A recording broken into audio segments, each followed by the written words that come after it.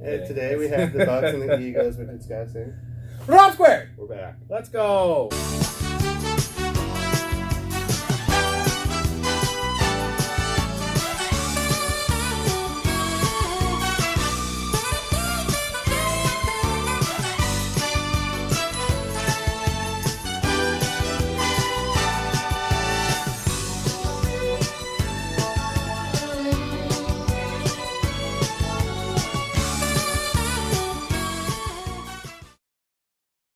I really didn't want to do this today. I was tired. I was about to cancel. I actually was typing out the text. And it's so nice outside. It's almost Halloween, 73 degrees.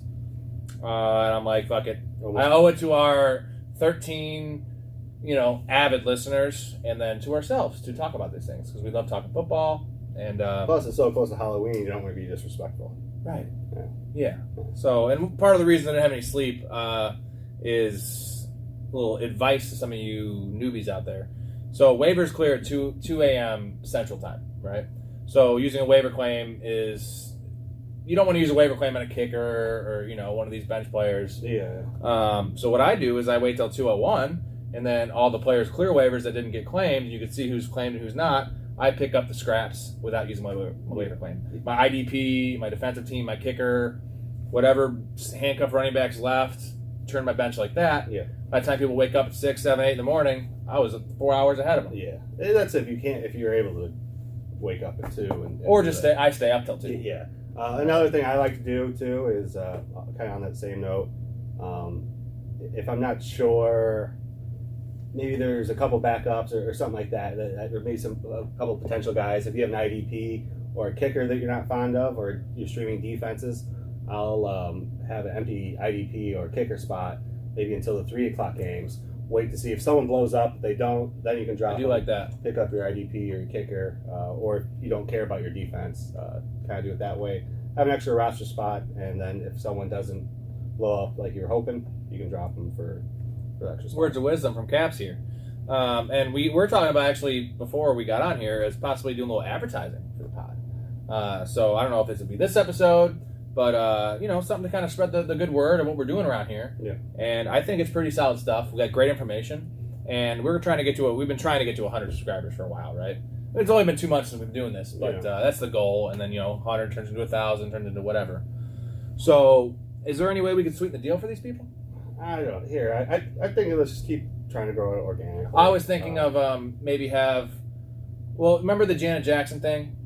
The Super Bowl? Yeah. Well, she had the sticker on there, so it wasn't really nudity. So I was thinking maybe to get, Erica, my fiance, she's pretty cute, big old boobies. I already don't like where this idea is going. Can I finish my thought? Go ahead. Don't interrupt me. Go ahead. Okay. So, she already been the show. Get her on here hosting with the nipple tassel things. Do you think she's done up for that? No. I don't think so either. See, I haven't asked her. Yeah. There's still a chance. But then I was thinking on the way here, don't ask me why I was thinking this. Are you aware of the Spanish fly? It's a Bill Cosby thing. So, as we know, Bill Cosby, not even allegedly, because he went to prison for this. He's out now, and I guess people are trying to re-sue him. Well, yeah, he got like a technicality. Yeah, for sure, and he's old as fuck. But so he forever in a stand-up. This is the same guy that used to bitch at Eddie Murphy for being too dirty. He had a whole bit about the Spanish fly, and the Spanish fly is supposedly this fly in Spain, I guess, that makes, if it bites you or lands on you or whatever, it makes girls want to have sex with you. Okay. Pretty much, it's like a date rape drug for a fly. I think I heard something about that with the drinks, the Spanish fly. Yeah, and he's been doing this stand-up. He was doing it in the 70s, right? Foreshadowing, and everyone's like, "Oh, he's the Mr. Huxtable." So I was thinking I could give Erica a Spanish fly, Spanish fly my wife, and then she'll come on with tassels, and everyone will be happy. I think, let's put that one on the back burner. So you can never watch the podcast again. Yeah, let's just keep trying to grow it again. Let's not start pandering. Does that have a lot to do with the Week 6 recap? Well, no, I just don't want to start pandering for views. No, I wasn't. It was kind of a bit. Oh. Did it land? Yeah. Landed like a Spanish fly. Oh. And I also, anytime I can just rip on Bill Cosby, it's a good thing to do. Yeah. We're not Bill Cosby fans here. But that's it for the pod today. Burn in hell, Bill. Yeah. Hopefully you go there soon. All right, Week 6 recap. Yeah. That's a good little intro. We're going to start with the Thursday night game, Bucks at Eagles. It was actually closer than the game would have suggested when we were watching. The score was. Score was, right. So Bucks 28, Eagles 22. So they barely covered. Of course, the Eagles go for 2 to cover. Yeah. The line was generally 6.5. Yeah. And I don't know. Elliott's not a bad kicker, but I guess a lot of teams should just be going for 2 now with all that missed extra points. So the Bucks ran 75 plays, Eagles ran 52, so they dominated this game. It wasn't even close, really. The Eagles, what did Hurts have? 54 yards passing, like the end of the third quarter. Yeah. It's brutal. I mean, the Eagles had scored with, like, I think 6 or 7 minutes left in the fourth, and the Bucks got the ball and just ran the clock out. I mean, yeah, I don't know. With this game, Hurts is so jittery. He's never flat. I mean, he's never balanced on his feet. He's always jumping around. Yeah, seems, bad ball placement. Just seems very uncomfortable. He ends up always salvaging his fantasy day with rushing touchdowns and then like late passing touchdowns. But so for snap share, Fournette's he's pretty much taken this job. He had 63%, Bernard 16, Ronald Jones 19. Fournette had 22 carries for 81 yards and 2 touchdowns, and also added in 6 or 46 in the air. So he's a high-end RB2 in my mind. Yeah.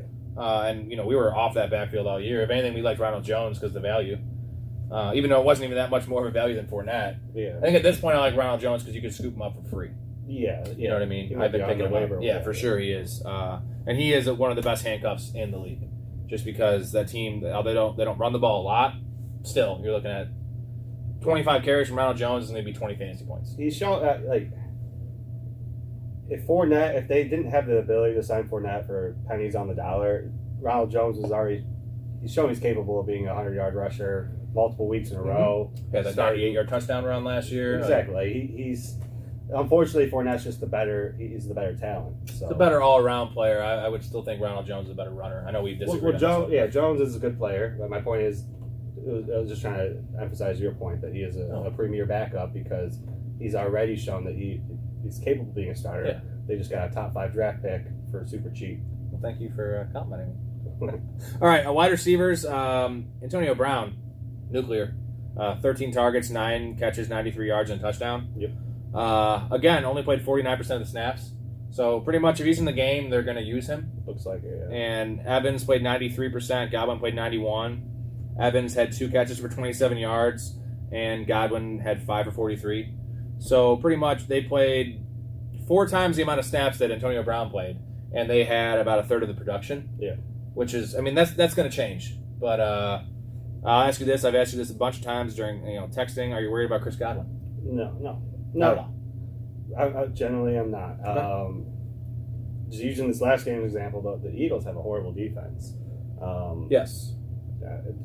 When your third best receiver, technically your third receiver, is Antonio Brown, who's a Hall of Famer, there's going to be a mismatch anytime he's on the field. So the 50%, the way I look at it is Antonio Brown is a phenomenal sell high. I mean, I would be comfortable with him on my roster, but to me, he's still a wide receiver 3 that has just been going nuclear. Yeah, and when I say worried about Godwin, I'm not trying to say I want Brown over Godwin. I'm just saying from where you drafted him, I know he's kind of returned a little bit of value. My point is that in the beginning of the year, Gronk went crazy. He's 2 touchdowns a game now. Antonio Brown's 2 touchdowns a game. Evans had a couple big games. Yeah, I think the offense is so good that it's just like the Cardinals offense. Yeah. But Godwin to me is still the best talent right now. Okay. Tight end wise, Gronk is apparently nearing a return, but O.J. Howard played 65%. Bray played 59%. O.J. Howard looked real good in this game. He had a short touchdown. Yeah, yep. He had 7 targets, 6 for 49 and a touchdown. So we both always loved O.J. Howard. David and Njoku, those guys, they're really good talents, just never found the right situation. Yeah. Struggled with health. He tore his Achilles last year. If for some reason Gronk misses another game, O.J. Howard's a possible guy to look at. Let's move on to the Eagles here. Not much. Miles Sanders had 1 carry after 2.5 or 3 quarters, and then when they needed to get back in the game, somehow they gave him the ball, and he ended up with 9 for 56. Yeah, well, I'm familiar with this because I had bets that Sanders and Hurts would have combined over 100.5 yards. Yeah, they got 100. It was all because of one drive Sanders got, I think it was 3 carries, got like 40 yards. Yeah, right in a row. Bam, bam, bam. And the nice thing is, though, for Sanders, I benched him last week. Unfortunately, I benched him for Myles Gaskin, who you have everywhere. Yeah. Sanders played 83%, Gainwell played 23%.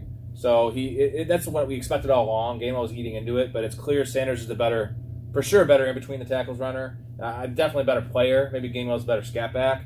But I like the snap share. Just maybe, the Eagles need to learn from this and maybe not drop back and pass the ball a bunch because Jalen Hurts is trash in the pocket.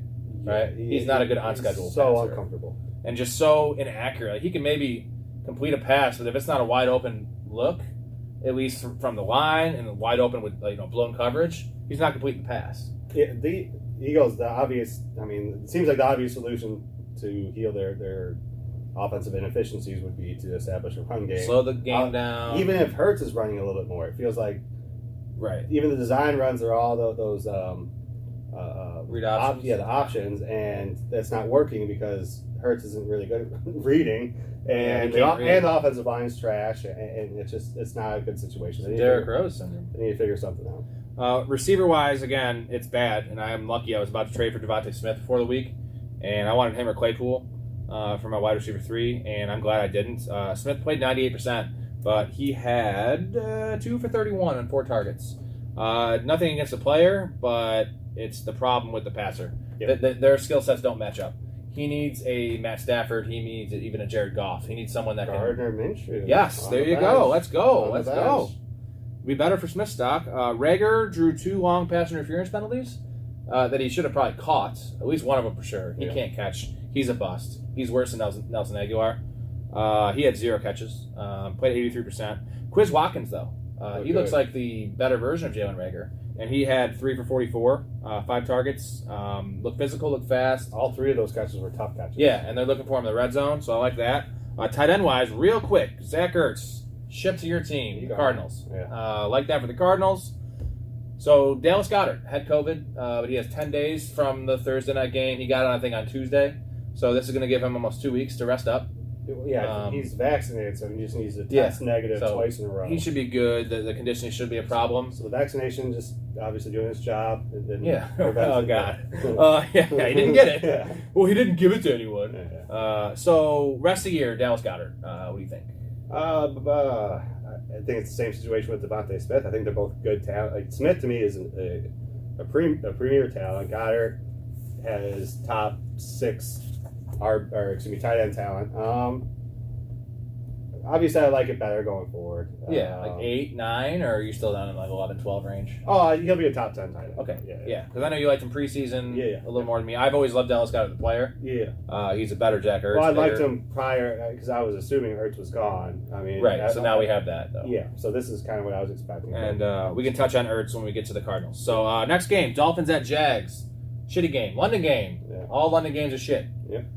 Bad teams. So it was 20-23. Jags won. Actually pretty competitive. I feel like the Dolphins had this game. And I don't know what happened. So the Dolphins ran 70 plays. Jags 66 plays. Running back issues for the Dolphins. It's a mess. As always. 36% for Gaskin. 36% for Brown. 27% for Salvin Ahmed, the terrorist. Brown looked like the best back in this game. Gaskin, I feel like, is a third down back right now. And you have Gaskin everywhere. So why don't I hear your thoughts? It seems to be that I can't put my finger on it, but there's something that goes wrong with their game script where Gaskin gets phased out quite a bit. Mostly when they're competitive in games, it seems like it seems like for Gaskin to be fantasy relevant, either they're getting blown out or they're blowing someone out. I'm going to guess because they need Malcolm Brown. To me, he looks like the best blocking back. So when they're trying to come back, or if it's a competitive game, they don't want to take a sack on second or third down. They're going to have him in there because they're not necessarily looking for a big play. They're looking to extend the drive. Yeah. So that's a little concerning. I think at the end of the day, by the end of the year, it'll shuffle out. Gaskin will have more points than the other two. Agreed. Right? But but you had to draft him. The other guys were waiver wire. Yeah. So it is concerning. You can't start him right now. Full PPR. I'm still letting. I still like Gaskin. Okay, you starting him? Yeah. Oh, desperate times. Full PPR. I mean, I'm not as concerned. Wide receiver wise, Matt Collins made an appearance, 4 for 61. They had Devontae Parker out. Will Fuller just traditionally always out for one reason or another. The man is just his whole body is just busted. Mike Gesicki, Jalen Waddle though killed it. Again. Dude, 13 targets, 10 for 70, and 2 touchdowns. Looks good. Yep. Like him, rest of the season, I don't have any shares. I know you probably don't either because you don't like rookies. And no. Definitely not like project rookies like he was supposed to be. Not especially. I mean, that was a situation with Parker, with Fuller, with perfect storm. I hated that situation. They had Tua throwing the ball to him. So I regret avoiding Waddle, but I just don't see. I never saw a scenario where I would be able to take him. Now I like me him. either. Gesicki killed it. He played 70%. Smythe actually played 83%. I feel like he's more of the blocking tight end. Gesicki 9 targets, 8 for 115. Smythe actually had 5 for 59. So obviously they're using their tight ends a lot because Tua can't throw the ball over 20 yards. He's a lacrosse player, and you call him a shot putter. I call him a lacrosse player, not a football player. He actually looked pretty spry in this game. I am streaming him this week in Balls Deep against Atlanta. There is an obvious difference to me between Tua and Brissett, though. Still, you like Brissett more? No, I think Tua. Yeah. Tua gives him a little more. All right, Jaguars. Urban Meyer. We'll get to him later. Still there or something? Yeah, still there. Well, they won a game, so he's pretty salty about that. I think so, yeah. So James Robinson, he's back, and he's almost better than ever. He's getting all the work right now. He had 17 carries for 73 yards and a touchdown, and he actually added in, what did he have? 3 for 28. He didn't have his honorary 1 for -1 on through the air. So 100 total yards and a touchdown. He's had 20 points in 4 straight games in fantasy. Fire him up. He's their whole offense right now. Especially with Chark going down. They're see what happens when they run the ball. They actually are competitive in these games, right? Well, Lawrence is improving. Yeah, the offensive line is good. He is. Marvin Jones had a nice showing. He showed up. 10 targets, 7 for 100 and a touchdown. Chenault more disappointing, but he still had 10 targets, 6 for 54. Yeah. They both played around 80% of the snaps, so it's a two receiver team right now, which we like. We don't like the third guy eating in. Right now, the third guy is Jamal Agnew, who's a kick returner.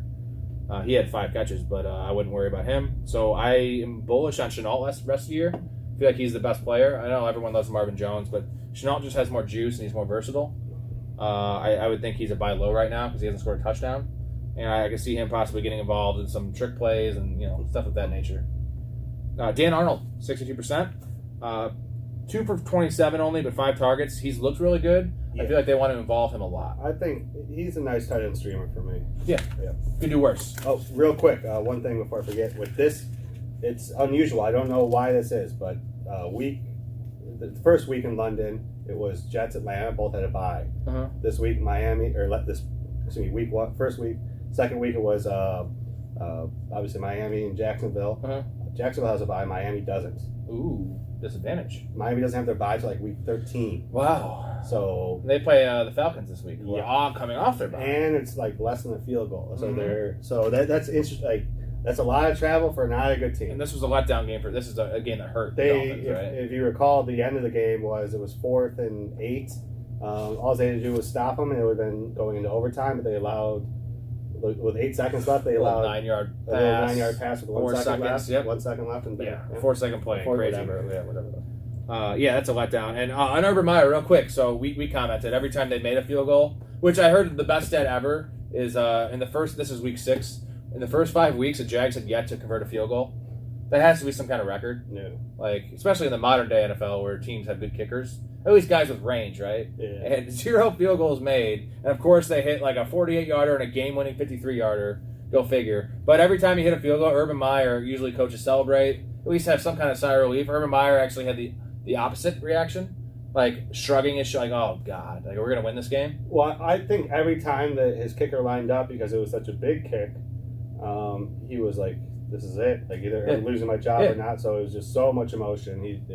And then, whenever they celebrated, no one even gave him the time of day. We actually witnessed the game ball being given out by a player. Yeah. Which I've never seen that before. I'm not in every locker room, but I've seen a lot of those video clips, right? Yeah, and then they showed Urban talking right afterwards. Yeah, and no one was doing it. But have you ever seen a player give another player a game ball? It's always the coach, or either a coordinator. It's somebody. Yeah. You know, someone higher up than a player. Yeah. So owner giving the ball. Yeah, owner. Hey, the owner saying, "Hey, your first win." Yeah. None of that. No. It was Urban Meyer's first win as an NFL head coach. No. And he had nothing to do with the game ball. Love it. And then the speech after was just terrible. He's like, "Yeah, hey guys, we gotta keep going." That's Yeah. pretty much what it was. Yeah, trash. Urban Meyer, you're trash. Packers and Bears at Bears. Packers. I didn't write down the score here. Let's see. Packers 24, Bears 14. Bears were actually up 7-0 in this game and looked like they were controlling it a bit. And it turned fast. Aaron Rodgers is good. Bears are a bad team. Yeah, they are. And Aaron Rodgers owns the Bears, as he said to the crowd. I own you. I don't know what it's 24-4 or some shit. Yeah. It's Tom Brady versus the fucking Bills. It's Tom Brady versus the Dolphins. The thing is, we're supposed to be better franchises than those teams. Clearly, we're not. Well, we've been around longer. Doesn't mean we're better. Yeah, but it's like I feel like the Patriots are the cream of the crop. They're Steelers. Packers are solid. They're like almost at that level, but they didn't win 6 Super Bowls. So the fact we're getting dominated, it's rough. So Aaron Jones, 13 for 76. AJ Dillon, 11 for 59. He's getting more involved. Jones played 59%. Dillon played 42. Dillon could be flexed in certain matchups. Yeah, I think Jones is hurting right now. Yeah, it seems like Something's lingering, but nothing serious. But I think they're just toning his work down. And they need to win, so of course they're going to keep him out there. But I mean, AJ Dillon, top 5 premium handcuff, because he showed the ability to catch the ball, which was the worry. So I feel like if you get Aaron Jones 3-week injury, AJ Dillon is a top 6 running back for those 3 weeks, depending on matchups. Just he's going to get all the work. He's a good player. Are you confident in saying that Aaron Jones is top 6 weekly matchup? No, because AJ Dillon's eating into him. Who would be eating into AJ Dillon, right? Good point. Okay. Because I don't see anyone else getting any work, so I don't even know who the third string running Good back point. is. Fair enough. And the thing is, I wouldn't say that, but I've been seeing AJ Dillon have that game where he had 4 catches. That one like nifty catch on the sideline. Like he looks spry. He's 250 pounds. He's faster than Derrick Henry 40 time. Like biggest thighs in football. Sure. All right. Thunder thighs. Davonte Adams, quiet game. 4 for 89. 5 targets only. They didn't really need him. 85%. Alan Lazard, my guy, I've been talking him up. 3 for 27, but a touchdown. Yeah. He played 85%. Randall Cobb played 39%. So they're probably just, I think they're almost saving him. Like he's a luxury. Like they don't want to play him too much because they think he'll get hurt. Because Cobb he's not even on the list. He didn't have a catch. To me, just all these snap shares and everything too, the receivers, like it's really Rodgers, Davonte Adams, and then one of the running back. Like Yeah. it feels like the Packers are about to get exposed again here pretty soon. They are. I mean, they need MVS back. He doesn't catch, but he spreads the field out. It just And- like something's going to give here. Like they're still signing people off the street on defense. Yeah. I don't know who they play this week, but I don't know. Something about the Packers. They're playing well. Or Rodgers is playing well. It seems like he's always doing enough to win the games, but I feel like they're going to get exposed here pretty soon. It's good beer. Didn't whistle. And on that point of the limited depth they have, Robert Tonyan, people were drafting him because he had 9 or 10 touchdowns last year. Yeah. He played 63%. Mercedes Lewis actually played more than him. And I thought he retired 3 years ago. Yeah. He was an ex-Jag. Tonyan had 2 catches for 10 yards. He doesn't have a touchdown this year, I don't think, or maybe he has 1. He's not getting red zone work, and he's not getting the volume. Yeah. I mean, if you hadn't dropped him already, get the fuck off my roster, Robert Tonyan. Yeah. Especially because it's a tight end.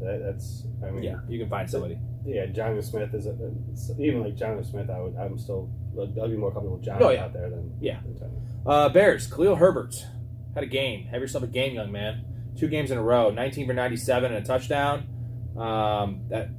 That's solid. 2 for 15 through the air. He's all they had. They had Ryan Nall, our boy. He didn't. I don't think he saw the field, and if he did, he didn't get a touch. Yeah. So Damian Williams should probably be back soon because he was already had 2 injuries and he had COVID. But I feel like Herbert might be the number 1 now until David Montgomery comes back. Yeah. But all this tells me is David Montgomery. We like him, but he is not like an elite back. And obviously, Khalil Herbert was great in the preseason, looked good in the preseason. I just feel like they're not going to give David Montgomery the workload he was getting because the injury. You think he's coming right back to 90%? I think that Yeah. By the time he comes back. Really? Yeah. There's a clear difference between Montgomery and Herbert. They played the Packers, have a bad defense. And having Justin Fields out there too opens up the running lanes a lot too with the RPO. Okay.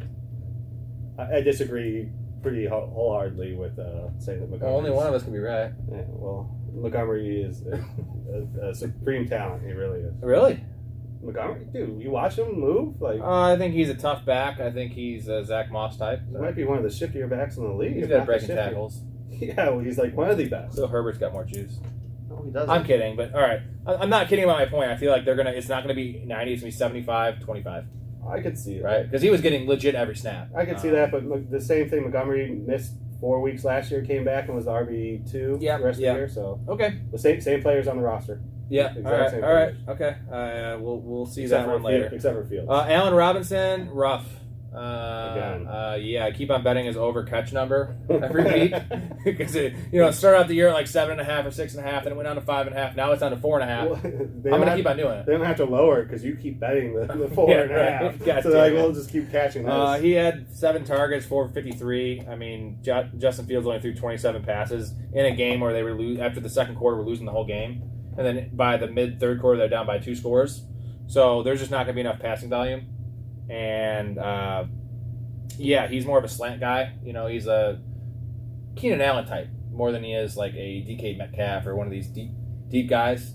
I feel like maybe DK Metcalf's not the best comp, but he's more physical than Keenan Allen. He's in between. Yes, in between. Okay, but he does rely on, if you notice, a lot of those just 9-yard slants. Uses his body, boxes out the defender. Yeah. Justin Fields, that's not in his play. He doesn't do that. He's an extend the play guy, not an on-time passer. It's just not. I don't know. I would still buy low on Allen Robinson. I've been saying it forever, but buy low means like buy really low. I've tried, and I don't know. People are. Maybe it's because we're from Chicago, so all the home leagues, people are like, it's Allen Robinson. Renfro or Allen Robinson rest of the year? It's a legit question right now because Renfro's outscored him by a bunch, and he's getting more targets. I think full PPR Renfro because I'm still taking Robinson, but it's stupid, right? I think the only upside that Robinson has his touchdowns. Renfro's going to pace him in targets and catches. Yeah. Bears are rough right now. Somehow we're 3-3. We were close to even being in first place. We won that game. I think we're going to be saying that all year. We were close. Hey, we were close. So we did this. Now he's habitually 8-8. He's trash. Bengals at Lions. Let's see what we got here. 34-11, Bengals win. That was a smackdown. They whooped their ass. And I believe the Lions scored all their points in the fourth quarter. So it was 20-0 going into the fourth quarter. Stop betting the Lions pregame and wait till the fourth quarter when they're down 20 points. Yeah. Live bet them plus 21. You're good. Yeah. Joe Mixon had himself a nice game.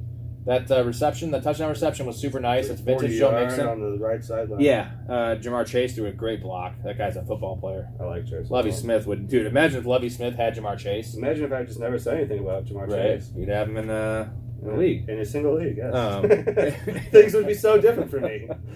If Lovie Smith had Jamar Chase, though, he calls everyone a football player. Jamar Chase is the definition of a football player. His head would explode. Austin Powers when the fembots. Well, yeah. He does a thing. Well, and then he's just like, Lovie Smith did write his own dictionary and picture in the dictionary for football player. Is Jamar Chase? Jamar Chase, yeah. It would be now. It is now. Oh, he just wrote it last week. Oh, nice. Yeah. With his beard, he's very wise now. No, that's the thing. He's a black Santa Claus. He grew that beard while he was authoring the book. So people take him more serious. Yeah. Joe Mixon, 63%. Chris Evans, 22%. Was it Mr. America?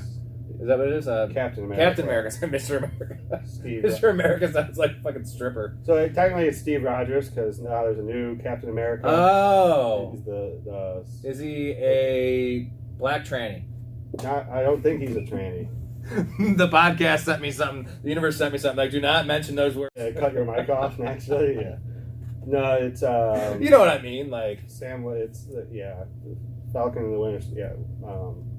Well, anyways, so now there's a new Captain America. So technically Chris Evans is Steve Rogers, who is the guy. Have you heard the new fairy godmother, though? Not to get too political, but The fairy godmother is now a black guy that is he's genderless, but it's clearly a black male. Fairy godmother and Cinderella. Like a movie? No, yeah, there's a new Cinderella, but it's actually just like actors. It's not a cartoon. And the fairy godmother is now an African American male.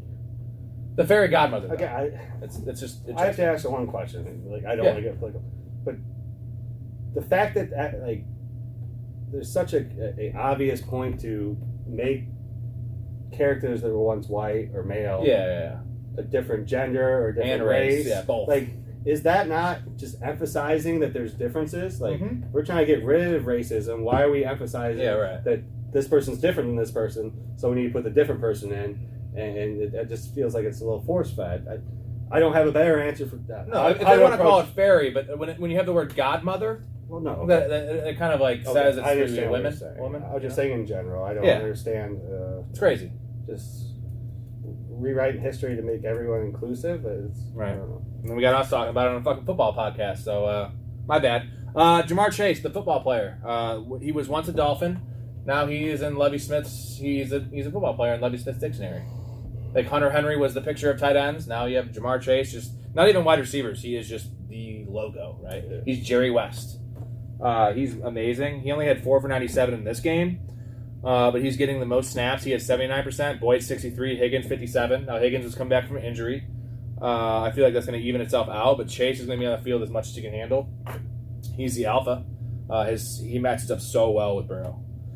I think the comp we made during Red Zone was Justin Jefferson with touchdown upside. Yeah, and more physical. Yeah. Not quite as polished as a route runner. Well, he's getting all the yards, but he's scoring touchdowns instead of down at the 1 or 2. Got a little bit of Anquan Bolden in this game too. You know what I mean? Just power. He's hard to bring down. I feel like he can. Like we've seen him block. Like he's a dog, man. And we whipped on him. I'm trying to think of a comp. I didn't see the Anquan, but okay. Well, maybe we haven't seen it yet. So Higgins had a rough one. 3 for 44, but still had 6 targets. Tyler Boyd 1 for 7. Not what we expected. I would, in a deep league, I think he's a buy low, just because he will be involved. Like give him some negative game scripts. He's the guy that's going to be checked down Susan. But it's not looking good. Jamar Chase is just pillaging everyone. I mean, his touchdown rate's not sustainable. Right. The fact that he was the third banana. I mean, defenses are going to start moving to take him away, and Boyd's going to start eating over the middle. Not a ton, but maybe 6-7 catches. You know, Boyd's will be Boyd's. Yeah. Lions. Jared Goff. Not great. Dan Campbell called him out in the post-game interview. I don't know if you saw that. I did. He's mostly he's a no-nonsense guy, and he pretty much said Jared Goff has to be better. He's got to start making some plays. Maybe he's referring to. We didn't watch the game that closely. I have a feeling Jared Goff, what he tends to do is just throw the ball away instead of extending plays. Because he's not saying he's scared, but have a little more fight. Dan Campbell wouldn't be throwing anything away, bro. He'd be stiff arming like Derrick Henry out there. I'll say this: when the play designs are, all right, let's run Swift for a 3-yard out or Hawkinson for a 5-yard out.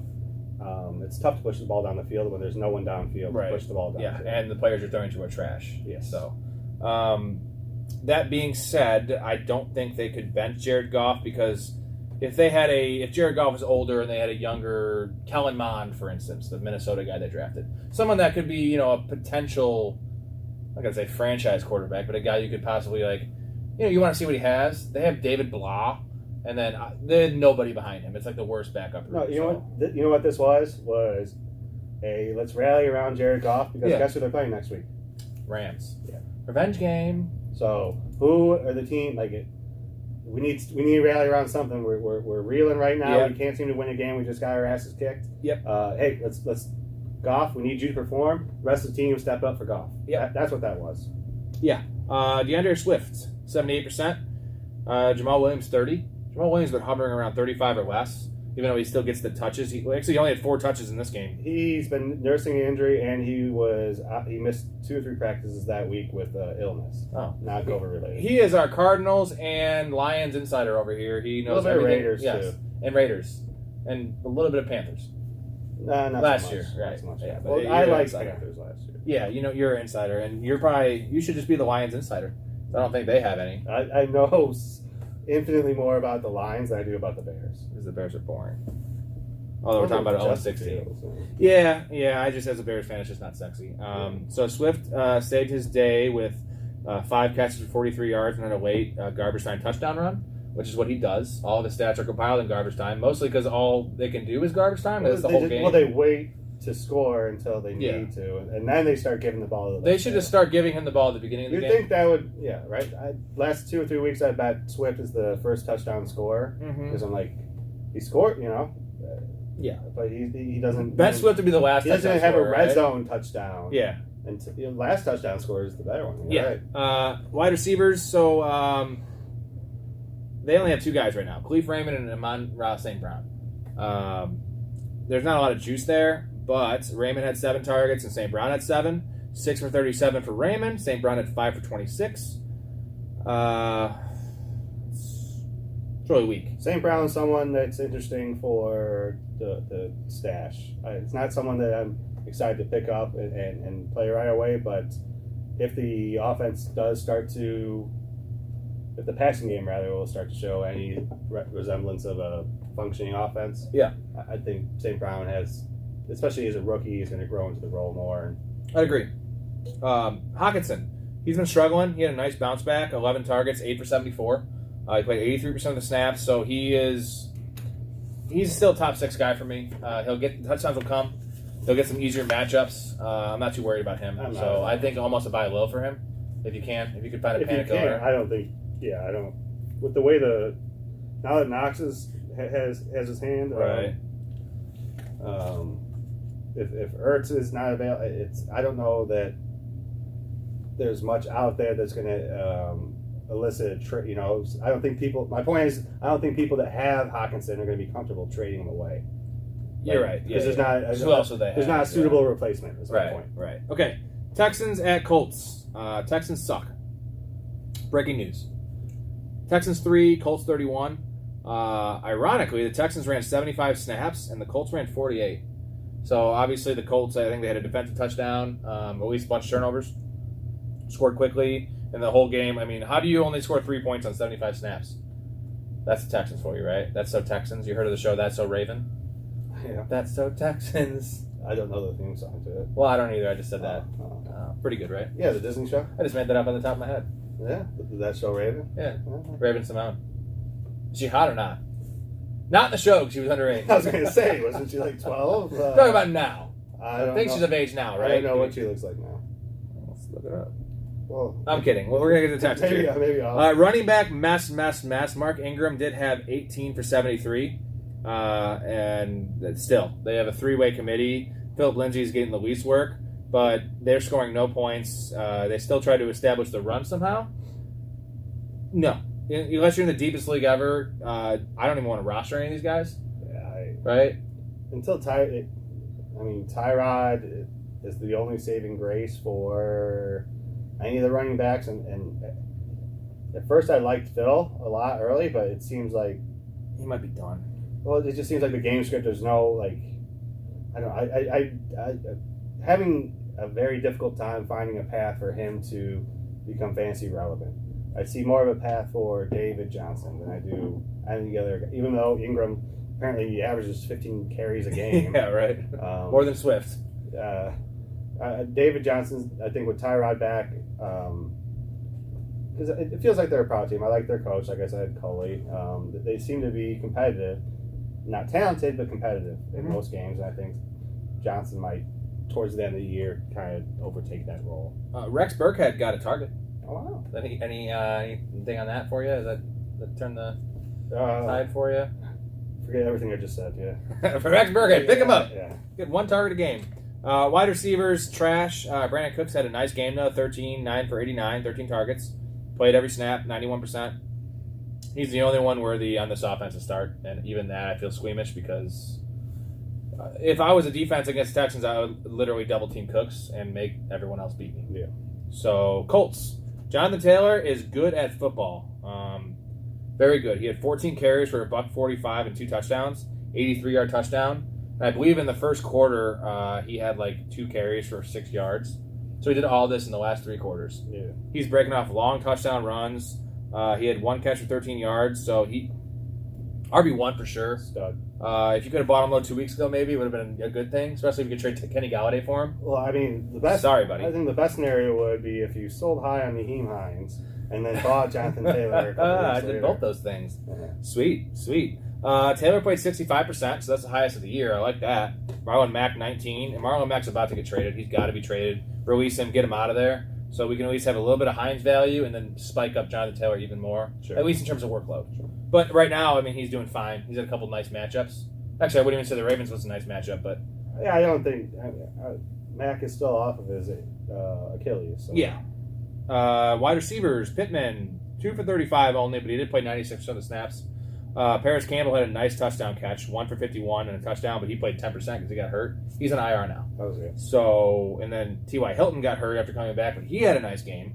Missed practice today, but day to day. Yeah, 4 for 80. Looked like With T.Y. Hilton, Campbell, right? with Campbell hurt, because T.Y. People I think are going to forget because he's old. Mhm. Was a deep threat, and that's the role Campbell was playing. And now with the Colts coming into form, Jonathan Taylor, that play action is going to be there quite a bit. Yeah. Ty might be something for sure. This week, if T.Y.'s out, though, and then obviously Campbell's out for 3 weeks, Zach Pascal, would you be interested? He played 85% of the snaps but had no catches, 1 target. Would you be interested this week? Yeah, Deep flyer. They're right? playing. Don't know who they're playing offhand.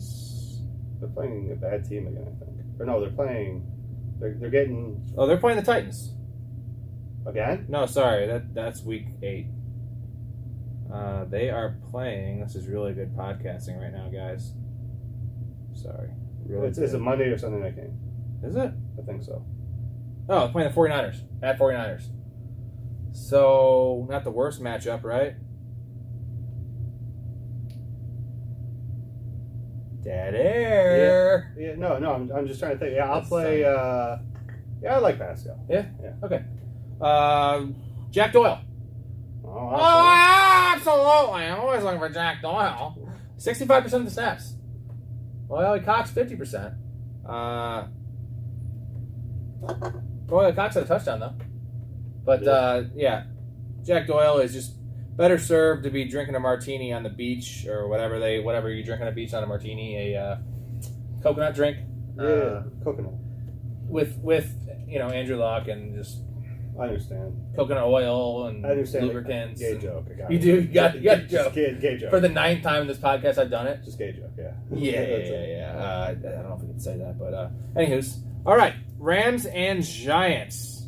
Now this was not a good game. 38-11, the Rams won. They go for blood, man. They throw when they're up. They throw, touchdown. They throw to the end zone when they're up by 21 points in the fourth quarter. Gotta love our fantasy. If you don't think that McVay's trying to get Stafford the MVP, Yeah. you're not watching the Trying to games. make himself seem better, right? He is the savior. Because he also gave up a lot for Matt Stafford. So, Well, they have like a 2-year window almost. Yep. Stafford 4 touchdowns, 1 pick, 251, only 28 passes. Darrell Henderson, man, 21 for 78 and a touchdown. Stud. Sony Michel did have 9 for 42. But Henderson's getting almost all the work. He played 82%. Sony played 18. So he's getting elite. He's getting I like Henderson a lot. more snap share than Zeke, bro. I like Henderson a lot. He's going to break, though, if they keep on giving this work. So keep Sony Michel on your bench. Henderson's a guy that I am very, very bullish on, especially because of what we were just saying. They're not going to keep passing when they're up by 21 in the fourth quarter. You'd think they wouldn't, but They're not, yeah. Maybe they might be doing that because Henderson is so beat up right now that they know they can convert the first downs instead of running. Right. So. So Cooper Kupp had a monster game. Again, 12 targets, 9 for 130 and 2 touchdowns. He had that late touchdown, of course. He's killing it. Robert Woods came back down to earth. He did have a touchdown, but he only had 2 for 31 on 5 targets. Oh, we forgot to mention. I'm sorry. We talked about doing our Rob on Robs. The Robert Woods, Allen Robert Robinson. Gronkowski, Allen Robinson. Yeah, we can do that. That'd be good. Yeah. A lot of Robs out there. And we can give updates on ourselves, too. Right? Cool. Maybe some of our grooming techniques, or we haven't really been shaving recently. I was talking about this kind of grooming, guys. Yeah. Van Jefferson is the number 3 still. He had a couple rough weeks, and this wasn't a good fantasy game. 4 targets, 3 for 19. But Deshaun Jackson had 1 target. Van played 64%. I feel like he is worth holding on to, not to start, But if Kupp goes down, if Woods goes down, he wouldn't be a surefire starter. He would be a wide receiver 3 for me, a plug and play for sure. Yeah, in one of our league, I just dropped Van. I think I picked up McNichols. Simply a little off topic, but just a little bit of concern about Henry's workload. Mm-hmm. So just trying to get the handcuff. So if you can afford, like, it was a dilemma for me to drop Van. I like, to your point, I do like Van. I think he's good player. Yeah, someone said that in the first episode. Yeah. Tyler Higbee. So a lot of owners are going to be frustrated with him. He played 100% of the snaps again. He's played like 97% of the snaps this year, and I believe he got tackled on like the 2 or 3 yard line twice. We saw, right? Oh, like, yeah. And he had a couple other games recently where he had like Stafford missed him on some like low throws where he was diving. Yeah. His numbers could be much bigger. He still had 5 catches for 36 yards. I mean, yeah, he's not a top 5 guy, but he's a top 12 guy just on the offense he plays in and the workload he's getting. You know, playing every snap is unheard of. Yeah. It's literally like 3 guys. You know, like Darren Waller's only playing 82% because that's what they play. Yeah. So Higbee how is he playing 100% of the snaps? Like, I love it. Yeah. I mean, he's going to find the end zone more, and he's going to have some bigger games.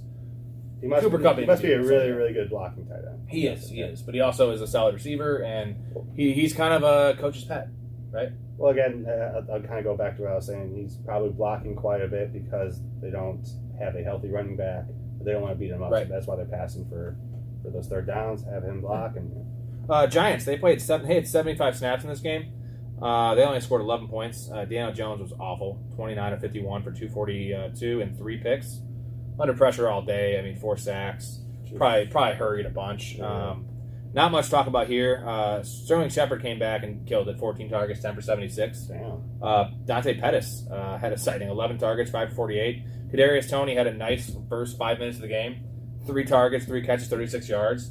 He got hurt, same ankle, out for this week, maybe another week. I think he only played like 6 plays. Yeah, and he had 3 targets. Right. So Kenny Galladay is still out. I don't even know if that guy is motivated to play anymore on this team. Yeah, he's stealing money, bro.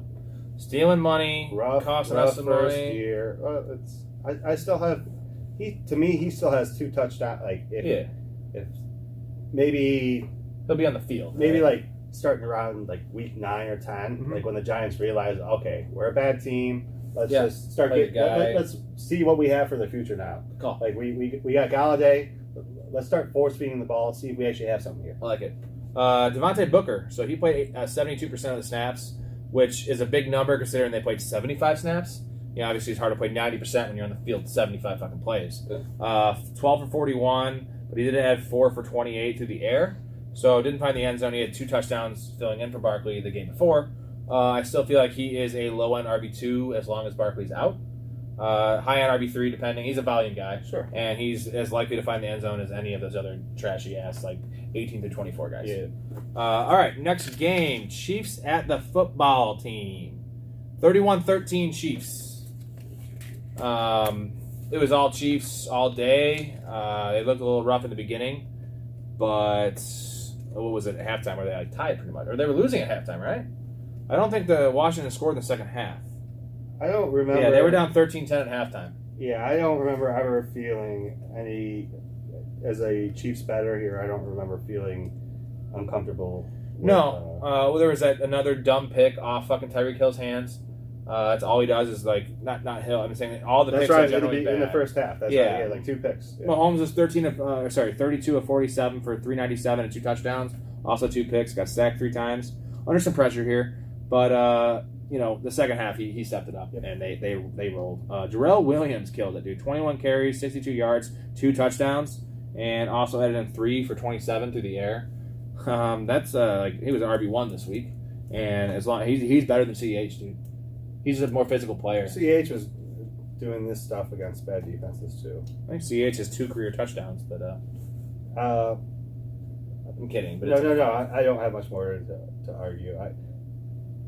Just my gut says if I had the choice between the 2, both healthy, I would still take CH. No, what I'm mostly saying is I feel like they're comparable players, but what I like is when CH is healthy and Darrell's healthy, it's like a 57 to 30% snap share. Darrell Williams plays 72%. So like, McKinnon has some juice, but they're trusting Darrell in that role. And I would rather have Darrell Williams with CEH out than CEH with Darrell in the lineup. If that makes sense. Yeah, no, it's good. I like that. That's a good point. So Darrell, as long as he's out, I think Darrell is a top 16 option. It's kind of salty. I traded him for T. Higgins, but I didn't need him, and I still like rest of the season. I like T. Higgins more than Darrell. Yeah. So you need a wide receiver. Yeah. Kelsey got back healthy here. 8 catches, 99 yards, and 11 targets. Tyreek Hill, 12 targets, 9 for 76, and 1 touchdown. Although he only played 57% of the snaps, he got nicked up again. I think it was an ankle. Yeah, he missed a good chunk of that third quarter, and then he came back.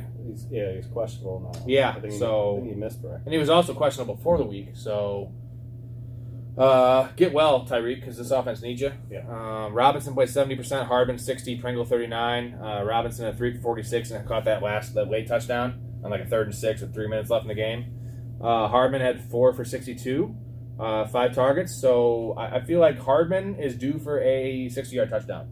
Hasn't had one, none of them really had one this week for Tyreek. Yeah. So I feel like he is due. Robinson got it last week. Well, it can't always be Tyreek. Yeah, Tyreek and Kelsey. Like if Mahomes is going to throw 50 touchdowns, some other guys are eventually it has to happen. So I am very tempted to start him over T. Higgins for Hardman. No. All right, the football team here. Chiefs ran 82 snaps, by the way. Football team ran 59. Gibson's hurt, man. He was hurt coming into the year. He was beat up with the shin injury. Now he has a different injury. Calf. Yeah, well, same thing, calf and shin, but it's a different, same leg, I think, but just different part of the leg. Shin's they call it a stress fracture. Yeah, shin splints, and now he has a calf injury. Yes, that's they should hold him out. Well, that's the thing. What happens is if you have like something like shin splints, like if you roll an ankle, and all of a sudden you start compensating with the other one. You run different. That's where you tweak something. You just need to let those things heal. Yeah. So Gibson had 10 for 44. He played 39%, and then I'm guessing he didn't play much after like the middle of the third. J.D. McKissick had 61%, and he had 8 for 45 on the ground, which is more than his usual rushing workload. And he added in 8 for 65 on 10 targets. So apparently people are talking up this Jay Peterson guy. Jay Peterman from the Seinfeld? I was going to say. I would want McKissick all day. Remember him and Susie? Yeah. Oh, my God. Oh, Susie. One late night. Yeah. It's so great. We surrendered to temptation. So I want J.D. McKissick as a top 18 option this week if Gibson's out. Okay. Especially in PPR. I mean, even if Gibson plays, they're not going to give him his usual 60%. You've been saying it. So I do like J.D. McKissick. Terry McLaurin, disappointing again, dude. 8 targets, 4 for 28. He's 95%. He's playing all the snaps. He's been more inconsistent than I thought. I'm happy to inherit anyone's disappointment. Same. Yeah. We love the player. It'll get better. I'll happily inherit it. Ricky Seals-Jones, man. He played 100% of the snaps. Ooh. So remember how we were talking earlier about Logan Thomas playing like Higbee level? Like 4 games, he missed like 1 snap. Yeah. So Seals have been playing for 3 weeks because first part of the first quarter 3 weeks ago, Logan Thomas hurt his hamstring. Mm-hmm. So that week, Seals played 93%. Pretty much every snap that game. Then 99, then 100. So apparently Washington only plays their one tight end every snap, and Seals had 4 for 58 and a touchdown. Did you know that when it snows, my eyes become alive? We love listening to the Seal song. It's very relaxing. Well, it's more of a superstition tradition. I think it's therapeutic. But both, yeah. Well, yeah. When we watch, we're watching Red Zone and we're watching our bats or our fantasy and things aren't going well. Everything's just going. We're overwhelmed and we're constantly on our phones checking. Yeah. And we don't even get to watch the game. We know the plays before the game happens. Yeah. We're like, all right. What we do is put the phones down, TV on mute, seal on the radio, and usually things start to turn around then. Yeah, it kind of reminds me of old school when Frank, Will Ferrell's leaving the message for his wife. He's driving in the car. He's like, "This is Frank Ricard." Yeah. He's like, "Maybe we can set the lights down and listen to some Usher. Put on the Usher CD. Maybe go off some ice cream." Right. Keeps on replaying the message. Stupid. Yeah, stupid idiot. Seals-Jones though, 4 for 58, touchdown. 6 targets.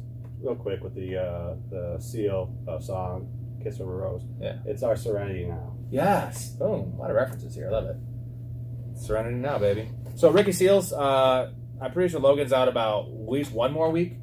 Maybe 2. I haven't heard any news on him. Pick up Seals. I mean, IR for a hamstring. Yeah. Might be a... Well, look what happened to McCaffrey. So might be a couple extra weeks. I wouldn't expect Logan back right after the IR. Yeah. Maybe a week or 2 after. Let's pick up Ricky Seals-Jones. I started him everywhere last week, and he paid off pretty well. I mean, the snaps are awesome, and if they're doubling Terry, Samuel's out, like Diami Brown and like Humphreys, they got nothing. So, All right, Vikings at Panthers. Good game. We called it was going to be a sneaky blowout. We should have bet that over. We did not. Anywho's 34-28. Vikings win. That was an overtime game. Feisty-ass Panthers. Sam Darnold, not good. Yeah. So we'll talk about the Vikings real quick. They ran 89 snaps to 74 for the Panthers. Dalvin Cook looked good.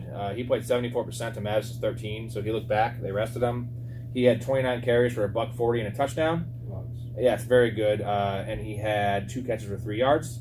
So that's typical Dalvin game right there. 20 points, all that work. Very good player. Madison's a very good player too, though. So like that analysis. He's a very good player. No, he's steady, man. When he's top 3 running back in my mind when he's healthy. Yeah. And they give him a lot of work. So Thielen booms. We were talking about how his yardage is only like 50 yards every game. Yeah. He had 13 targets, 11 for 126 and a touchdown. Nice. Jefferson was quiet, but quiet for his targets. He had 14 targets, 8 for 80. Still solid PPR game, 16 points. Osborne, this man had the game winner. 7 targets, 6 for 78 and a touchdown. Do not buy into this. He had 54% of the snaps, but that was a necessity of just playing that many snaps. The game was out of hand. Like he's not a guy you want to trust, right? He started off the year, I think. He had like 20 targets the first 2 weeks. Yeah. Kind of fizzled out. Mm-hmm. He seems like he's going to come and go, but nothing reliable. Conklin, though, 85%. Didn't have a great game, but he had 3 for 71, which is actually a really good average for a tight end. Playing 85% of the snaps. He's one of them streamer option guys. Touchdown makes it a good week. Doesn't have a touchdown, it's going to be a bad week. So kind of what it is with these tight ends. Panthers, 74 snaps. Chuba Hubbard. I love Chuba Hubbard. I have Chuba everywhere, and I have a chubby for Chuba. You probably see that in the intro. Again, I love it. I love Chuba. He didn't have his best game, but he played 65% of the snaps, which isn't super high, but they ran 74. So he had 16 for 61 on the ground with a touchdown, and he added in 1 for 4 in the air. That's not amazing receiving work. He had 3 targets. He dropped a pass. Yeah. Still looks a little bit nervous, but all they have is Royce Freeman behind him, and Royce Freeman's cooked. Yeah. So Chuba for the next 3 weeks, RB2. Yeah. Right? Just on the workload. He's getting, I think he's averaging maybe 19 or 20 touches in 3 games. I still have faith in the Panthers as a good team, so I think they'll turn it around. I do too. Sam Darnold, though, at one point, what was he, 5 for 19? Well, he's the piece that needs to turn around. Yeah, he ended up 17 for 41 with 207 with a touchdown and a pick. Really bad pick he threw. But he had a gritty drive at the end. It was 96 yards or whatever it was. And we kept on watching, repeatedly drop passes. DJ Moore's dropping 2 passes, right? Robbie Anderson fucking dropped like 3. Everyone was dropping passes. So I feel like the numbers would be better if his receivers maybe caught the ball. There's a lot of sun issues, though, from that game we were watching because of the time of the game. Shadows, yeah. A lot of shadows. So DJ Moore had 13 targets, but 5 for 73. Lost a fumble. He'll have better days ahead. I love the targets. He's the number 1 in that offense. Yeah, and definitely. If anything, I think CMC's better for him because now they're like literally focused only on him. Yeah. So get CMC back, and he's going to be fine. He's more of a high-end 2, low-end 1. But with CMC, we saw it was more explosive. Yeah. And obviously, Darnold was playing better, too. Robbie Anderson, fucking trash. 86%. A lot of targets again, though. How do you turn... He turned 11 targets into 11 yards. But he caught the game-tying touchdown, and... I'll say this. He only had 2 drops. Yeah. So that's not his fault. No. Here's what's happening. That I haven't heard anyone talk about this. Adam Gase still had Sam Darnold's email. So you know how like X is? Like sometimes it's something. Yeah. They're still talking. Oh. And so what's happening is Sam Darnold's still secretly in love with Adam Gase, and Adam Gase is just in his ear. And it's just one of those shitty ex-boyfriends. Yeah, we need to get Adam Gase out of here. When do you get Sam Darnold a new email? Yeah, Terrace Marshall got hurt. He was one of my one-night stands. And he had one catch. He played 31% of the snaps. I don't know what the injury was, but they ruled him out right away. So he's probably out for a while. So again, don't cut bait on Robbie. 11 targets is hard to come by. There's multiple weeks. I think 2 or 3 weeks in a row, he's probably averaged 10 targets a game. Yeah. But he's only averaged 2 catches. Or 1 catch. And he was super efficient last year with 96 catches. So there's something off. I don't have the answer to it, but something there. Yeah. Chargers Ravens next game. This one hurt. Lost us quite a bit of money. We had them in every tease, every parlay. We were about the Chargers. You had a money line. 34-6, the Ravens won. Coming off that heroic victory against Indianapolis, where they were down 21 points to the Colts, who's a hard team to be down that many points to. We didn't see any chance that the Chargers would get blown out in this game. And I thought it was the opposite. Yes, that's what we would thought. This is the game I've been the most inaccurate with my prediction. Yeah, Justin Herbert got exposed. Opposite. Not going to be fine. Yeah, he'll be fine. He just didn't. Coaching, they were really aggressive, and they instead of getting the 4th downs, they missed the 4th downs. Yeah, you can still be a good team and get your ass kicked sometimes. Mm-hmm. It happens. Tom Brady's done it. So usually the great ones don't bounce back. So they have a bye this week. Look for that coming out of the bye. Well, they're not going to lose. I guarantee it. I expect them to bounce back pretty good. I don't know who they're playing week 8, but talk about that in a later pod. Austin Eckler, not his finest game here. 6 carries for 7 yards. He did add in 4 for 48 in the air, but that's a really bad game. Played 61%. Justin Jackson played 32. Roundtree inactive again. So Justin Herbert, real quick, 22 of 39 for 195, a touchdown and a pick. Better days ahead for sure. I mean, that's just an off game and bad luck. Ravens are a lot better than we thought they were. I mean, yeah. I knew Lamar's good. I didn't think their defense had this in them. They're beat up. They've lost so many guys. Like I mystery. I was way off on them. Yeah, it could be one game. I mean, they're the favorites to win that division now, especially with the fucking Browns falling apart. Yep. Keenan Allen, 5 for 50. He's been very disappointing this year. Boring lines, not catching touchdowns, not really getting the volume you expect. Mike Williams, another down game. He had 5 targets, 2 for 27. Missed on another deep throw, but he only played 36%. They held him out pretty much the end of the 3rd and the 4th. And I saw him on the sideline with his helmet on. So I feel like it was just the game was over, and he was coming into the game hurting a little bit, and they have a bye next week. Sure. So that just actually is. I like that for Mike Williams because that shows that they know how important he is to that offense. Sure. They're almost saying he's as important because they were having Keenan Allen in the game still. And granted, Allen wasn't hurt, but it's like they know he's the difference maker in that offense. He's the deep threat. He's the big body. He's the red zone guy. Yeah. They need him a lot. So Jalen Guyton played 71%. So only 1 for 15. But if either of those guys get hurt, Jalen Guyton on the radar. I've been talking about him for a while. Yeah. He's a deep guy. He gets some end arounds. He's athletic. Jared Cook and Donald Parham didn't do much. Cook played 64. Parham played 46. But I did hear the coach before the week saying about Parham they need to have him more involved. The plan is to get him more involved going forward. All right. So I feel like there's a chance that he'll be phasing in and Cook will be phasing out. But with these 2 guys, you need an injury for one of them to be relevant. Yeah. So can one of them get hurt, then maybe we can play the other one. Sure. At this point, you're just hoping for that, the touchdown. Yeah. Which is going to be hard to get. Mike Williams, you got Eckler, you got both tight ends. Yeah. Jalen Guyton will have one. Impossible to predict. Yeah. Ravens, they're running backs. They all ate somehow. All had a touchdown. Yeah, they all had a touchdown. And Murray played 38, Freeman played 30, and Bell played 32. That's trash. I mean, it looked good in this game, but if that's the way they're going to burst these carries and touches, you don't want any part of any of them. I mean, Lat's probably the obvious one to start. Well, he's not practicing this week. Well, we need just... Tyson Williams. God, why don't they play that man? Why don't they play that man? I'm still holding on. I'm just saying. I know. I'm still not saying this week. I'm not saying next week, but I'm still holding on to him.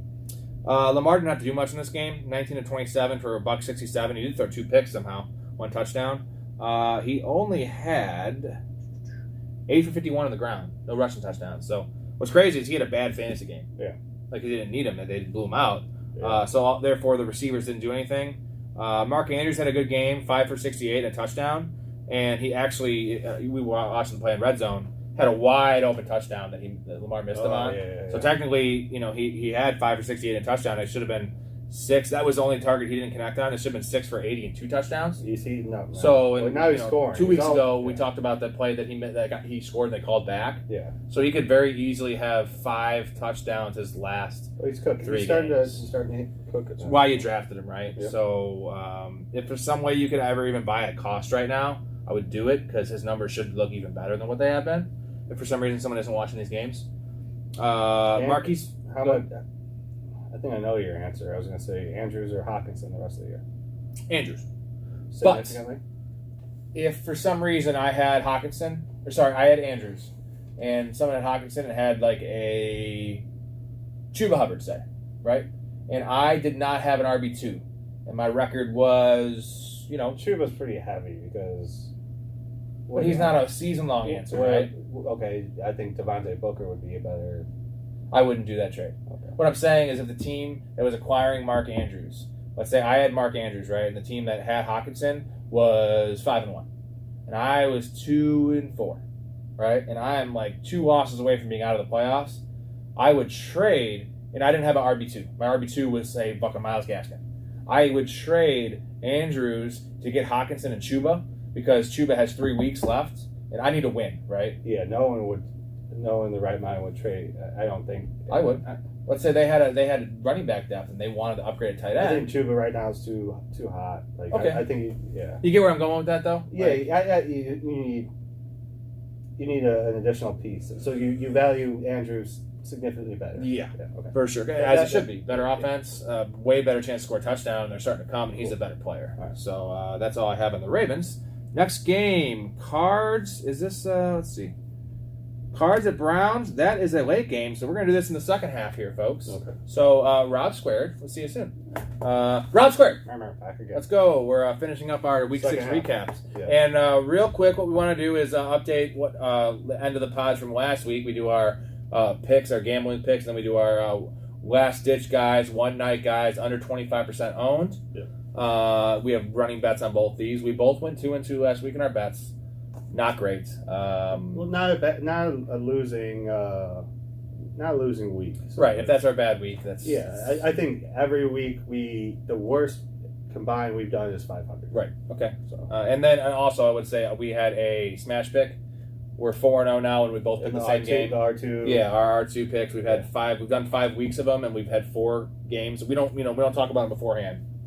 If we have the same bet, we're 4-0 on this, and it's not like even close. We're not squeaking these by. We had Raiders +4, and they won by 14. Yeah. We had the Bills early on against the Dolphins week 2. They won by 30. Yeah. So like we're like taking underdogs and winning the game straight up. Yeah. So keep that in mind if we get another one. Also, one thing I do want to mention is we're not the best at Twitter, but we are starting to post picks that you're not going to see on videos in between.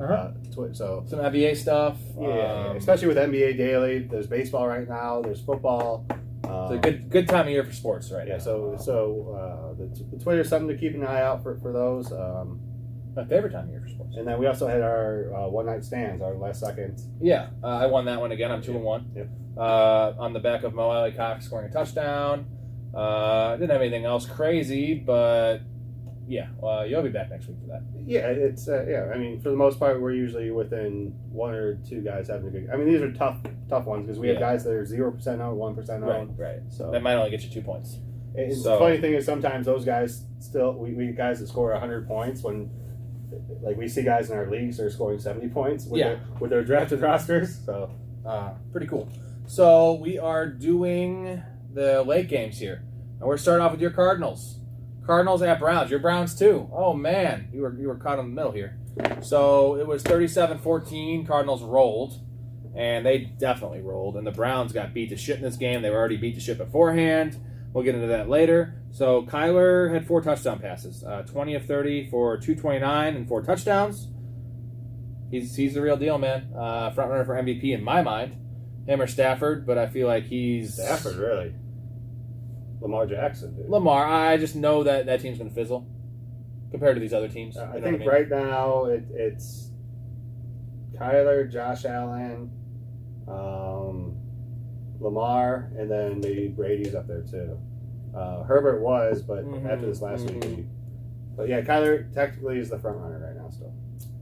So interesting enough here, running back wise, James Conner played 55%, and Edmonds played 37%. So Conner was 16 for 71 on the ground. Edmonds was 4 for 46. Super efficient, but didn't get the work. Edmonds had 3 catches for 4 yards. Conner just had 1 catch for 0. This is going to be kind of a game flow situation, right? If it's a close game or they're trailing, which there's probably not going to be many of right now, but there will be some, Chase Edmonds all day. If it's a game, the smash game, where they're favored by 9 points, in this game they weren't, but it ended up being like that.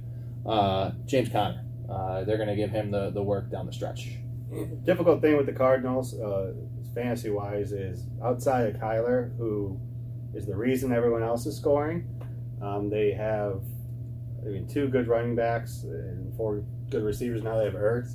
It's going to be difficult week to week to project outside of Kyler who's going to have big weeks. Mm-hmm. I will say this: there hasn't been a game where the reason that Hopkins right now looks like he's underperforming, even though he's scoring touchdowns, but like 4 catches, 5 catches, whatever it is because last year they relied on him, so they had to pepper him with targets when they were down. Yeah. This year they don't have to. There's going to be games where he's going to get peppered. He's going to get 15 targets, 12 catches, and 2 touchdowns. Yeah. He's being efficient with his touches and his targets, but he's just not getting them right now. He had 4 targets this game. AJ Green had 6 targets, 5 for 71 and a touchdown. He actually outsnapped Hopkins. So AJ Green is playing. They're playing the same snaps, so they're essentially both in the field always, 91%. And then it's the other guys are interchangeable. Kirk is the number 3 in terms of snap share. Rondell is more of the Swiss Army knife. So Rondell played 56%. He's like the Antonio Brown. Right. When he's in the game, he's going to get the ball. Yeah. He had 3 catches for 16 yards. Also added in 3 rushes for 10 yards. He also returns as well. Yes, and he returns. There might be a week where he has a rushing, receiving, and return. Like he's the one player in the league that has. The ability. Wow. I think the only player that has the ability to do that. Well put.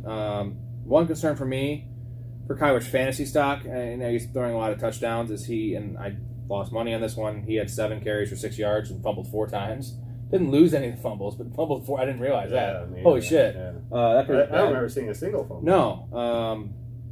But 6 yards rushing. He has like 1 game over 25 yards rushing this year. No, his first couple it was like 20, dude. First couple he averaged probably 25. Okay, he said here's his games. It's been 20, 31, 19, 39, 1, 6. So last 2. He's only had 1 game over 31 yards, pardon me.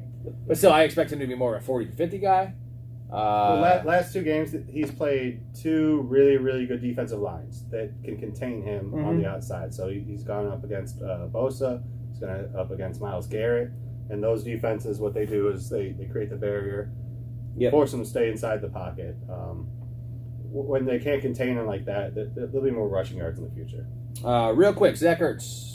They traded for him. Max Williams out for the year. Over, under, tight end 12 the rest of the year if he stays healthy. Better or worse than tight end 12? I see blow-up weeks.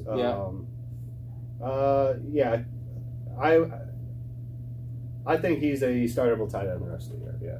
Okay. Well, maybe not this first week because he needs to get acclimated, but he's a pro, and they didn't ask Max Williams to do too much. He was usually the release, the outlet guy.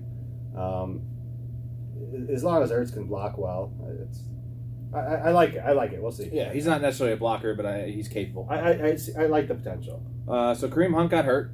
Baker Mayfield played bad. Hunt had 14 for 66 when he was in there. Added 3 for 12 through the air. Played 69% of the snaps, so he got hurt pretty much late, like mid fourth. Yeah.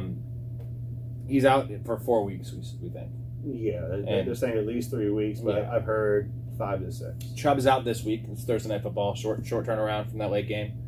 He was walking around fine on the sideline. Chubb? Yeah. There's no point in rushing him back at this point. I feel like they think they can beat Denver. Denver just lost to the Raiders. But they're without Baker. They're without both their running backs. OBJ's nicked up. I think they're being a little extra cautious now because... They need to win, though. Like last week, we still have Hunt, who is statistically outperforming Chubb right now. Yeah. We're fine now that he's hurt. I think to say, all right, if Hunt's going to be out for 4 or 5 weeks, let's make sure Chubb, give him an extra week here, short week. Now he has an extra 10 days. Yep. Okay. Peoples-Jones had that 2 touchdowns, had that crazy Hail Mary at the end of the half. So this game shouldn't even have been close. I mean, it's not like it was close. It was 37-14. Yeah. But if you take that Hail Mary away, 37-7. Thank God I bet the early line, the under 53.5, because that touchdown, a lot of people lost it because of that touchdown. Yeah. Because it eventually went down to 49. 48, 49. Wow. Yeah. So, Cards are for real, man. Their defense, very good. I did not see that dominant of stuff coming. Yeah. So wide receiver-wise, Odell was in and out of the lineup, played half the snaps, 8 targets, 5 for 79. Better days ahead. Not practicing. Not practicing. Yeah, he might, if he doesn't play, Jesus, dude, they're Felton. He loves Felton. I like Johnson. You like them both actually because you're starting them both as of right now in a league. We play deep leagues, guys, so don't be like these guys trash. No, I'm starting Felton in all 3 of my primary home leagues. Really? Yeah. Wow. All right, it's going to be nerve-wracking. It's going to be a lot of fun. I have Felton everywhere. Austin Hooper, 75%. Javid Njoku, only 44%. Njoku had 1 catch for 6 yards. Hooper had 1 for 4 yards. You don't want to start either of these guys unless there's an injury. Was it balls deep, our league? Someone used a waiver wire on Hooper. Really? Yeah. Yuck. That's enough talk about the Browns. They'll get. I think they're still going to win. What I do like in that game is the under. They moved the under down from 44 to 41. I still like the under in that game. You like the over? Am I an idiot? Well, no, I don't know. Why? I have an opinion. I'm not a prophet. Why do you like the over? Just low number? Yeah, I think the Broncos last week played against a tough Pittsburgh defense. Raiders. Okay, either way, I think the Raiders were emotionally charged up. Still, I think have a good defense, and Teddy was back. Didn't look the same. Looked a little out of sorts.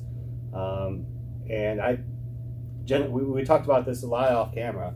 I generally think that Case Keenum coming in fully healthy, it might be better than Baker was playing not healthy. Yeah, I don't think that the identity of the team changes. Want to throw some paper? Well, if we mess this up, that's weird. Oh yeah, we'll do that at the end. Yeah. All right, good call. Oh, we have our stand broke. If you watch the NBA one, so we got to get a new stand. That's why the angle's a little janky. Brad kicked a base at it.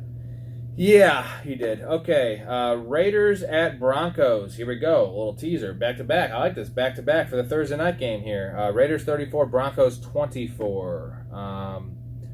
56 snaps for the Raiders, 81 snaps for the Broncos. Derek Carr played amazing, 18 to 27, 341 and 2 tutties. Josh Jacobs looked a lot healthier than he has. Yep. 64% of the snaps. Kenyon Drake only played 21. So don't let Kenyon Drake's stats here fool you. Unless I've offered you a trade, then let them fool you. Yes, because he had 4 for 34 on the ground for a touchdown, and also had a nice little wheel route. The 31-yard touchdown. He had 2 for 39 and another, so 2 total touchdowns on fucking 6 touches. I will say this is not the 20 points per game, but this type of usage is what was expected from Drake when he was signed. Yes. So maybe not as big in numbers, but if you're looking full PPR, you might be somewhere where Nyheim Hines was 8 to 10. You might be able to average 12 or 13 moving forward with Drake. Josh Jacobs, though, I think is a buy right now because obviously Drake stole 2 touchdowns. He has 16 for 53, and he's been catching some passes. He had 1 catch for 29 yards. In the previous game, he had like 4 and 5 catches. So, he's playing 65% of the snaps. That's what we want from him. The team's a little bit on the upswing. I feel like his numbers he's going to do better than what he's done. His numbers have been good enough. Yeah. So, buy Josh Jacobs. Jacobs or real life, not fantasy. Both healthy. Jacobs or Montgomery. Jacobs. Yeah. To me, they're equally talented. No. Yeah. Sorry. You're a Jacobs guy. I am. When did you start slurping fucking Montgomery's tea? When I started watching Montgomery. Oh. Jacobs has those super, super shifty feet, super good balance, and Montgomery has the same stuff. Okie dokie. Wide receivers wise, Edwards 77%, Ruggs 66, Renfro 57. Ruggs had a nice game, 4 targets, 3 for 97, and a touchdown, deep touchdown. Obviously, all his catches were deep because he had 33 yards on average. Air yards? No, 33 was he had 3 catches for 97 yards. Okay. Doing what I said he'd do. I thought he'd get more volume, but he's startable right now. Any given moment he can have a 50-yard touchdown, and he's getting the looks. Is the nice thing. He's getting the snaps. I think he's like the ideal wide receiver type 3 you want. Like Yeah. if you can get someone like Calvin Ridley, and then just using an example, like let's say you get Mike Thomas off of. Yep. So now you have 2 guys that might average. Or Keenan Allen or something. Yeah, thank you. That's a good Yeah. one. So if you can get those 2, which are first round pick with Ridley, maybe it would have been a third round pick with Keenan. Now you're getting 2 guys that average 12 targets, and now you got your blow up. Then you get perfect. You don't want like 3 blow up guys, but or if you have another possession guy. But Ruggs has been giving a decent little floor because his yardage numbers are pretty nice. Yeah. He's going to get you 50 yards. It might just be 3 catches. So he's more of a half point or standard guy. PPR doesn't get the boom other guys get. But he's playing the snaps, and it was a low. 66 is low just because they were winning by so much. Yeah. I feel like he's more of a even game flow, negative game script. Renfro, 57%. Kind of a bad game for him. 5 targets, 3 for 36. Again, Renfro is game script guy. They're not going to use him as much when they're winning. He's usually on the field when on third down. He's on the field when they're turbo package, when they're playing from behind. He's fine. I mean, he reminds me of Edelman or who's the other guy? Wes Welker. Where if it's Danny Amendola too.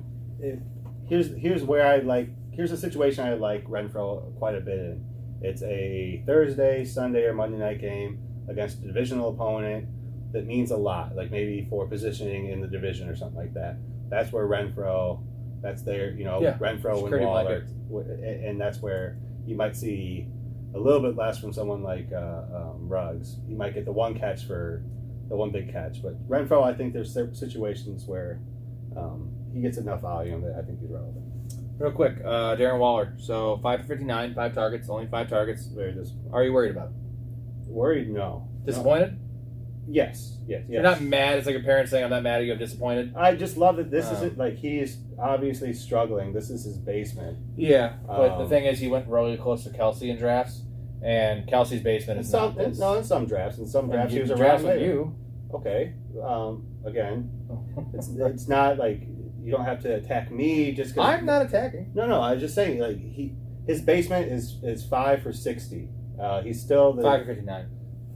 So he's still the top 4 or 5 tight end, and he hasn't had one good week besides week 1. Yeah. Well, he had a 19 target. Like, yeah.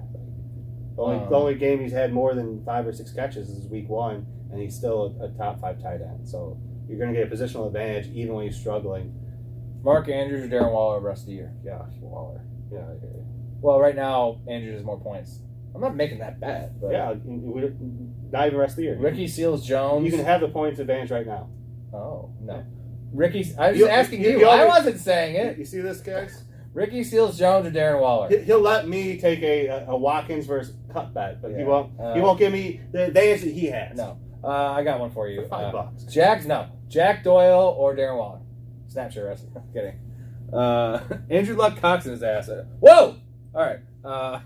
I actually forgot to write the snapshot down here for Gordon Williams moving on to the Broncos, but I'm guessing it's probably 48 to 52 because that's what they do there.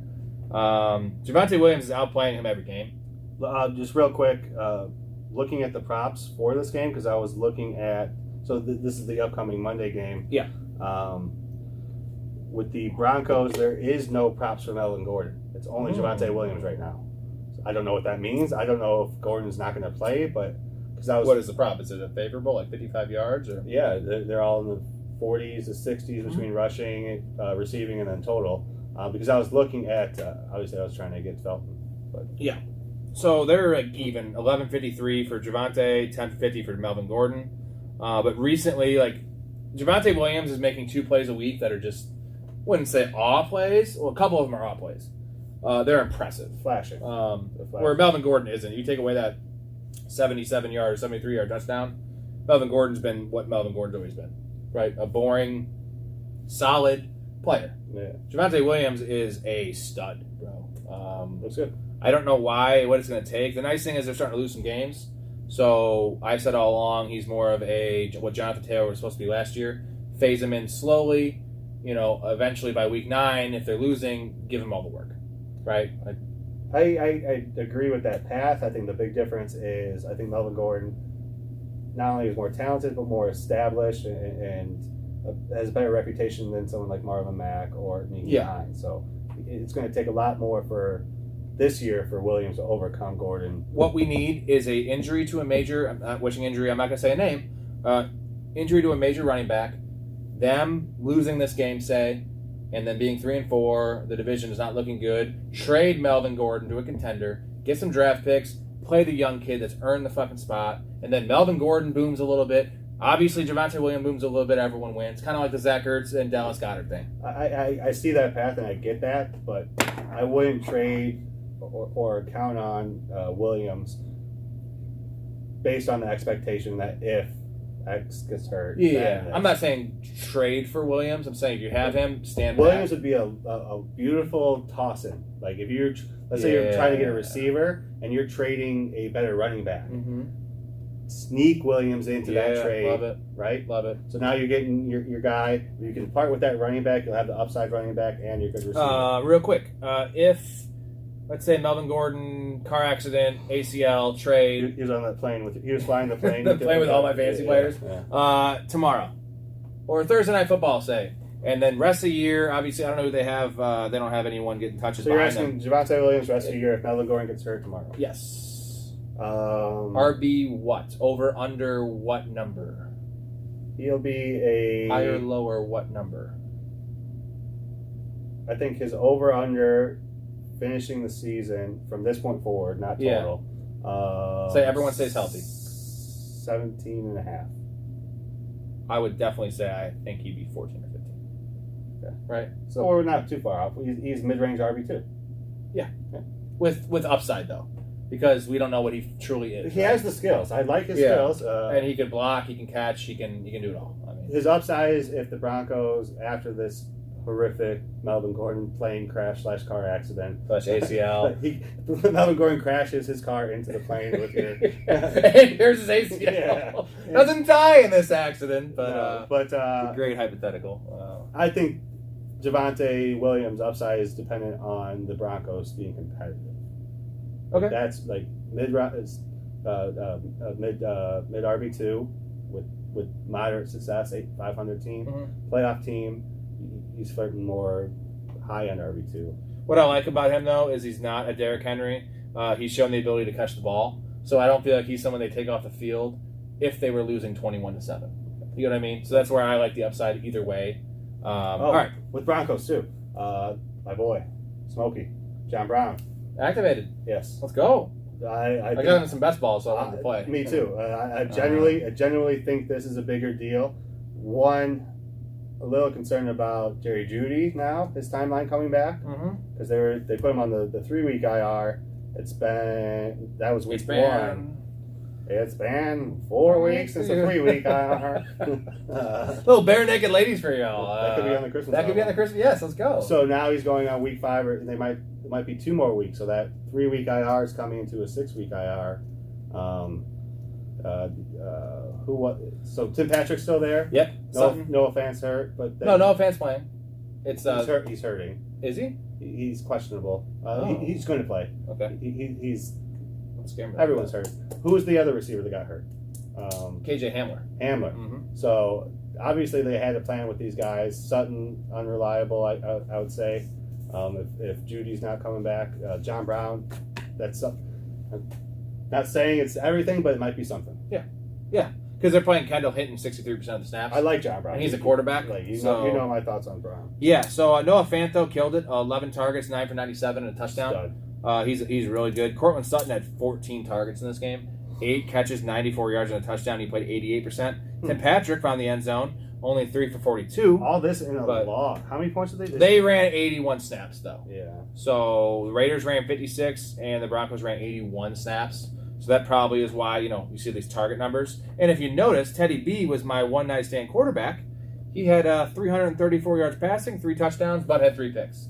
3 picks, but whatever. It's -1 for a pick in our settings. Well, that was a guy that no one was rostered. Yeah, 8%. So you got a guy that 300 yards and 3 touchdowns. Here's the one recipe for you, Broncos. I'll tell you: if Teddy Bridgewater is throwing the ball 49 times, Not a good thing. Let's not do that next time. So, Noah Fant, I had on here 89%. Love him.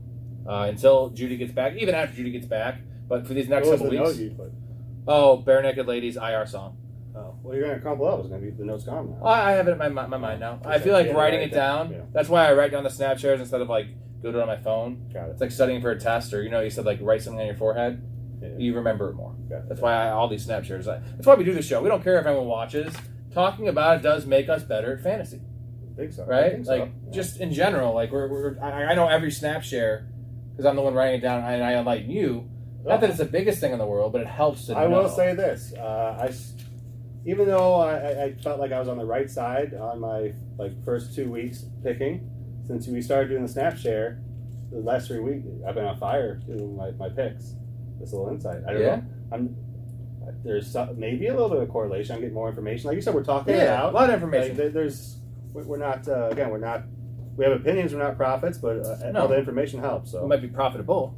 And also, you might hear me sing Bare Naked Ladies. Ladies, I can't talk. It's been 4 days since a year. 4 weeks since a 3 year. Cowboys at Patriots. So this is a fun game. A lot higher scoring than you would have thought, seeing as it's a Patriots game, and Mac Jones is kind of a turd. 35-19, Cowboys win in overtime. It was an overtime game, right? Or was it not? How'd they cover that, dude? Yeah, and they covered crazy. And of course, Dak, they have a bye coming up, but Dak strained his calf on the last throw. Oh, yeah. He played well, man. Dak is back. Dak attack. Shout out to Mark, my brother-in-law, big Cowboys fan. Dak had 45 yards passing in this game. Wow. 36 of 51 for 445 and 3 touchdowns, 1 pick, 3 for 10 on the ground. So Zeke, 17 for 69, also added 7 for 50. Now that's a vintage Zeke game. No touchdowns, which would make it more of a vintage Zeke game. That's 2017, 2018. So Zeke played 71%, Pollard played 29. He's trending down a bit because I feel like Zeke's getting stronger and they're better when he's in the game. Lenny Kravitz, he's taken off some of his piercings, some of his robes. He's looking good, and I'm not saying Pollard's looking bad. And I still, Pollard's still the best handcuff in the league. He's still possibly RB3/4 worthy, flexible in bye weeks. You can do worse because he's still getting, he had 10 carries in this game, 3 catches for 22 yards. He's getting 13 touches on that offense. But it's not what we thought it would be after the first 2 weeks where he was outperforming him. Yeah, I don't think that they need him that much. He's a caged. I don't know. He's a nuclear missile, and all they need to do is turn the key, and he can blow up. Mm-hmm. Wide receivers, not